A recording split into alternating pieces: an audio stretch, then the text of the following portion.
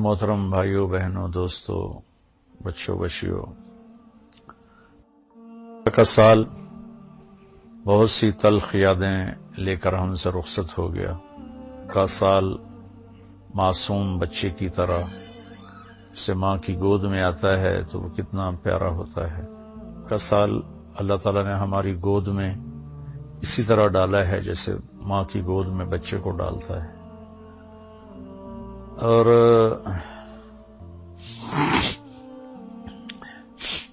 ویسے تو ہماری زندگیوں میں سے ایک سال کم ہو گیا اور ہم قبر کے ایک سال اور قریب ہو گئے، دنیا سے ایک سال اور دور ہو گئے، موت کے ایک سال قریب ہو گئے، زندگی سے ایک سال دور ہو گئے۔ اللہ کا شکر ہے ہمارے ہی ساتھ کے پلے پڑے قبروں میں چلے گئے، ہماری سانسیں باقی ہیں، اور وقت ایک بہت بڑا قیمتی سرمایہ ہے۔ تو یہ نیا سال اللہ نے ہمیں دیا ہے، ہم اس کی قدر کریں، ہم اس کی قدر کریں، ہم اس کے اندر کچھ نیکیاں بھر لیں۔ اللہ تعالیٰ نے وقت کو بہت قیمتی بنا کر قرآن میں پیش کیا ہے، اوقات کی قسم اٹھائی ہے، والعصر، خاص طور پر عصر کے وقت کی قسم، اور یہ قرآن کی آخری سورت ہے، اس کے بعد قسم کوئی نہیں، اور قرآن بھی ختم ہو رہا ہے۔ تو ایسے ایک مناسبت سمجھ میں آئی ہے، اللہ کرے گا ٹھیک ہی ہوگی، کہ جیسے عصر کا ٹائم آتا ہے تو دن کے جانے میں ٹائم تھوڑا رہ جاتا ہے، شام اندھیرا آنے میں ٹائم تھوڑا رہ جاتا ہے، تو میرا اللہ آخر قرآن میں یہ قسم اٹھا کے ہمیں کہہ رہا ہے والعصر، عصر کے وقت کی قسم، کہ جیسے عصر کے بعد ٹائم تھوڑا ہے، اس دنیا کا ٹائم بھی باقی تھوڑا ہی رہ گیا ہے، تمہاری زندگیوں کا بھی ٹائم تھوڑا ہی رہ گیا ہے، جو کرنا ہے وہ جلدی جلدی کر لو اور غفلت سے نکل آؤ۔ اور 4 کام بتائے ہیں اللہ تعالیٰ نے والعصر کی قسم اٹھا کر۔ ایک، ایمان لے آؤ، الا الذین آمنوا، شکر ہم ایمان والے ہیں، وعملوا الصالحات، دوسرا اچھے کام کرو، نیک کام کرو، کبیرہ گناہوں سے بچو، ہو جائے توبہ کر لو، ہم کوئی مشین نہیں، اوپر نیچے ہونا انسانی فطرت ہے، ہو جائے گناہ توبہ کر لو، وتواصوا بالحق، ایک دوسرے کو حق کی بات کرو، تبلیغ کرو جو تبلیغ کا کام، وتواصوا بالصبر، ایک دوسرے کو صبر کی دعوت دو، اس کے لیے تیار کرو۔ تو اللہ نے ٹائم کو قیمتی کر کے پیش کیا ہے، قسم اٹھائی عصر کی، والشمس وضحاها، اللہ تعالیٰ نے چڑھتے دن کی قسم اٹھائی، واللیل اذا یغشی، اللہ نے رات کی قسم اٹھائی، والصبح اذا تنفس، اللہ نے صبح کی قسم اٹھائی، والفجر، اللہ تعالیٰ نے فجر کی قسم اٹھائی، ولیال عشر، 10 راتوں کی قسم اٹھائی، حج کے پہلے 10 دن، والشفع والوتر، اللہ نے 9 تاریخ 10 تاریخ کی قسم اٹھائی، پھر جن چیزوں سے ٹائم بنتا ہے ان کی قسم اٹھائی، والشمس وضحاها والقمر اذا تلاها، اللہ تعالیٰ نے سورج کی قسم اٹھائی، چاند کی قسم اٹھائی، والنجم اذا ہوا، اللہ نے ستاروں کی قسم اٹھائی، ان کی گردش سے ٹائم بنتا ہے۔ پھر ٹائم کی جو شکلیں ہیں، والنہار اذا تجلی، اللہ نے دن کی قسم اٹھائی، واللیل، رات کی قسم اٹھائی۔ تو جتنے ٹائم فگر ہیں بڑے، ان سب کی اللہ نے قسم اٹھائی ہے، دن کی، رات کی، عصر کی، چڑھتے دن کی، پھر خاص راتوں کی، صبح کے وقت کی، صبح صادق کے وقت کی، فجر کے وقت کی، پھر حج کی 10 راتوں کی، پھر حج کے 9 تاریخ کی، پھر عید کے دن 10 تاریخ کی۔ یہ قسم اٹھانا چیز میں طاقت پیدا کرنے اور اہمیت پیدا کرنے اور تاکید کے لیے ہوتا ہے۔ تو میرے بھائی بہنوں، اللہ نے وقت کی قسم اٹھا کر ہمیں تاکید کی ہے کہ ٹائم بہت قیمتی چیز ہے، اسے ضائع ہونے سے بچاؤ۔ کم از کم یہ ہے، اگر ہم نیکی نہیں کر سکتے تو کوئی گناہ نہ کریں، اور ہم بشر ہیں، گناہ ہو جائے تو توبہ کریں گے تو انشاءاللہ اللہ اپنے فضل و کرم سے معاف فرما دیں گے۔ تو نئے سال کا استقبال تو ہونا چاہیے شکر کے ساتھ، لیکن مغرب کی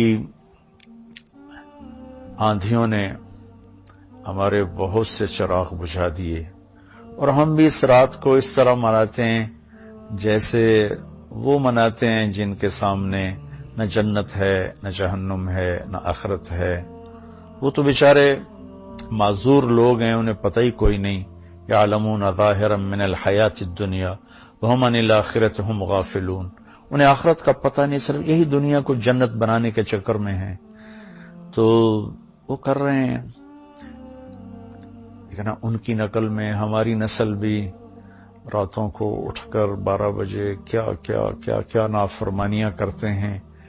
میں نے چونکہ وہ دور بھی دیکھا ہے، کالج کا دور بھی دیکھا ہے، ان تاریک راہوں پہ کیا کچھ ہوتا ہے وہ بھی دیکھا ہوا ہے۔ تو میں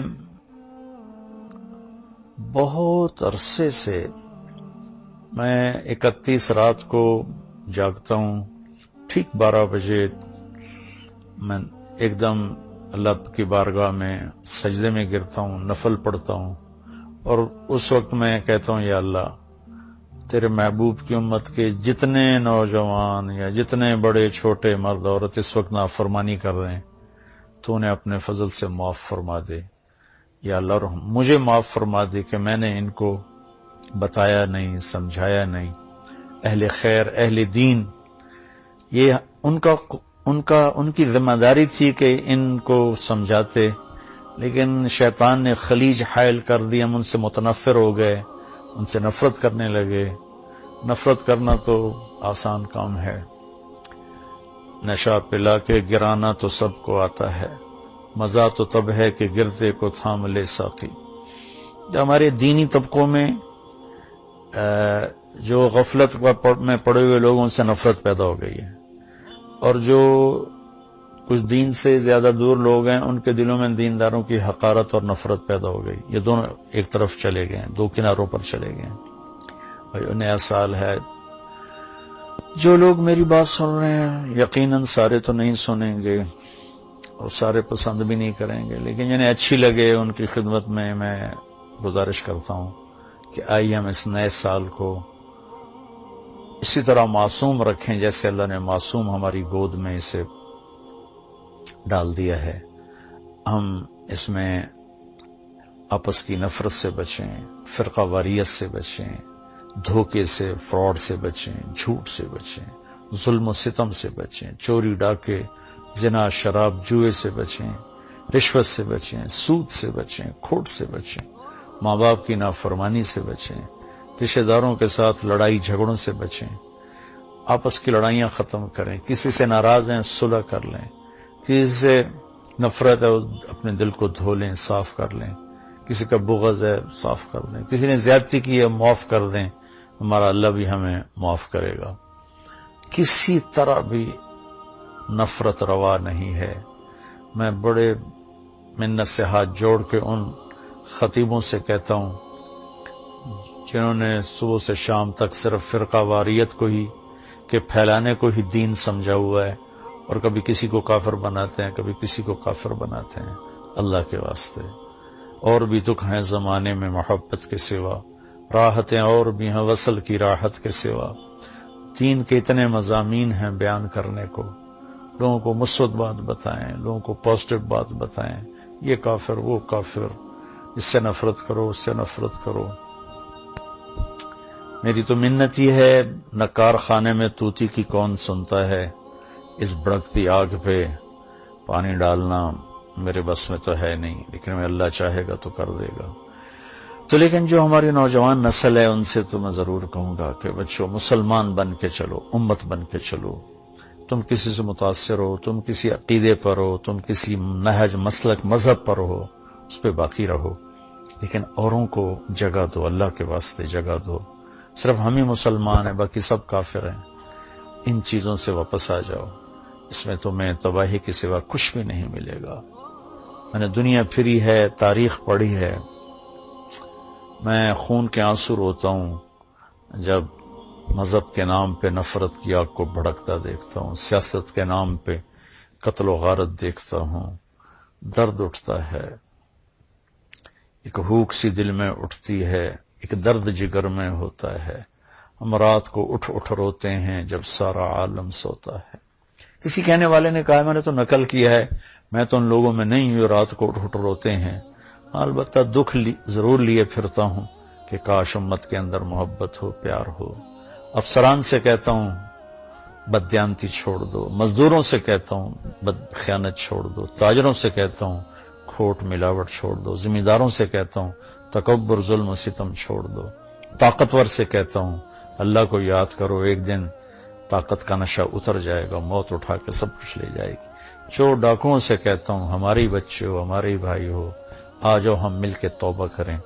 فضیل بن عیاض بہت بڑے ڈاکو تھے، ان پورا عراق ان کے نام سے تھر تھراتا تھا اور کانپتا تھا، لیکن جب توبہ کی تو ایسے بڑے ولایت کے مقام پر پہنچے کہ اس زمانے کے سارے اولیاء کرام ان کے سامنے گھٹنے ٹیک گئے. ڈاکو سے اتنے بڑے مقام پر پہنچے، بادشاہ وقت بھی ان کے سامنے بیٹھ کر کانپتے تھے، یا لوگ ان کے ظلم و ستم سے کانپتے تھے، یا پھر ان کی ہیبت اور معرفت الہی اور محبت اللہ کی اور دین کا مقام جو ملا، یا پھر اس سے لوگ ایسے کانپتے. ہارون رشید جیسا جابر بادشاہ عطیات کی شکل میں ان کے سامنے بیٹھتا تھا. اپنے ہی اور سب یہ غلط راستے ہیں. ظلم و ستم کا راستہ کبھی سکھ کا راستہ نہیں ہے.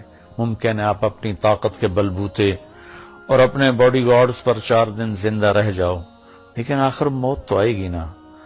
پھر قبر میں بہت خوفناک کام شروع ہو جائے گا کہ ظالم کے لیے زمین بہت تنگ ہو جاتی ہے. تو اب ہمارے بچے ہو، ہماری نسل ہو، میں تو تمہارے لیے بھی اتنا ہی درد رکھتا ہوں، کیونکہ ہمارا ہی بچہ بگڑا ہوا ہے. مائیں تو ڈاکو نہیں جنتی، مائیں تو چور نہیں جنتی، مائیں تو کسی کو ظالم نہیں جنتی.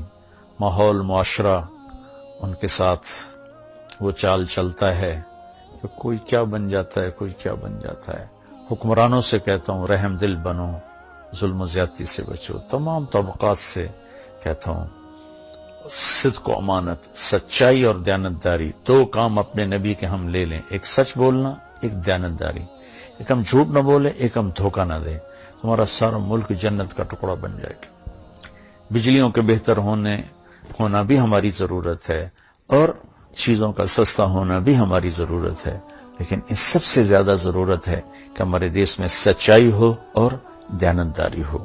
کھوٹ ملاوٹ کرنے والوں سے کہتا ہوں اللہ کے واسطے یہ ظلم و ستم نہ ڈھاؤ، اس کا بہت بڑا وبال دیکھنا پڑے گا. اور حکومت سے تعاون کریں، حکومت ہمارے ساتھ تعاون کرے. ہم حکمران ناجائز ٹیکس نہ لگائیں جس سے لوگوں کی کمر ٹوٹ جائے. تاجروں سے کہتا ہوں ٹیکس بچانے کے لیے چوری نہ کرو، جھوٹ نہ بولو، 2 رجسٹر نہ بناؤ، حکومت کو ٹیکس پورا دو. مجھے یقین ہے یہ صدقے کا ثواب لکھا جائے گا. اور میں نہیں سمجھتا ہوں کہ ٹیکس چورانا جائز ہے. اگر آپ کو فتویٰ دیتا ہے ٹھیک ہے، میرے سر ماتھے پر اختلاف رائے ہے، لیکن میری رائے میں ٹیکس بچانے کے لیے جھوٹ بولنا یہ اتنا ہی جھوٹ ہے جتنا کسی اور چیز کے لیے جھوٹ بولنا ہے. تو چند پیسوں کے لیے جھوٹ نہ بولیں، اپنے حکومت کی مدد کریں، ہم ان کو ٹیکس دیں. حکمرانوں سے کہتے ہیں ایسا ظالم ٹیکس نہ لگائیں کہ لوگ جھوٹ بولنے پر مجبور ہو جائیں اور ان کی کمر ٹوٹ جائے. تو اللہ تعالیٰ ہمارا یہ سال خیر و برکت کا بنا دے، اچھا بنا دے. ایک دوسرے سے پیار و محبت کی فضا قائم کریں.